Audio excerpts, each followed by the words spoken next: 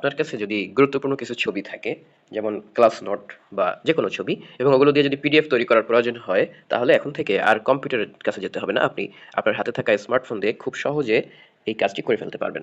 চলুন কিভাবে করা যাবে দেখে আসি। প্রথমে আমরা চলে যাব গুগল ক্রোমে। গুগল ক্রোমে আসার পরে এখানে সার্চ বক্সে লিখে দেবো স্মল পিডিএফ। স্মল পিডিএফ এর মধ্যে ক্লিক করে দিয়ে এখানে উপরে দেখেন কয়েকটা ডট চিহ্ন দেওয়া আছে, 9 ডট, এটাতে ক্লিক করে দিয়ে এখানে পাবো পিডিএফ কনভার্টার।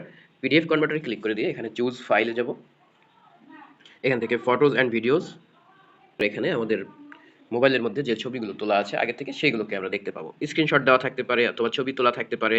আমার কাছে অনেকগুলো ছবি আছে, ধরুন আমি এখান থেকে 1টা 2টা 3টা 4টা এই 5টা ফাইল সিলেক্ট করে দিয়ে এখান থেকে সিলেক্টে ক্লিক করলাম। তাহলে নিচের দিকে আসলেই একটু পরেই দেখবেন যে এখানে এই যে এখানে আমাদের সবগুলো ছবি চলে এসেছে। এখান থেকে যদি অল সিলেক্ট অলে ক্লিক করে দিই তাহলে সবগুলো সিলেক্ট হয়ে যাবে এবং শেষের দিকে ফিনিশে ক্লিক করলে সবগুলো ছবি নিয়ে একটা পিডিএফ ফাইল কনভার্ট হয়ে যাবে। আমাদের পিডিএফ ফাইলটা কনভার্ট হয়ে গেছে। এখান থেকে এবার ডাউনলোড করবেন। ডাউনলোড করার পরে এখান থেকে ওপেন করে দেখবেন যে আমাদের ছবিগুলো কিন্তু একটা পিডিএফ ফাইলে পরিণত হয়ে গেছে।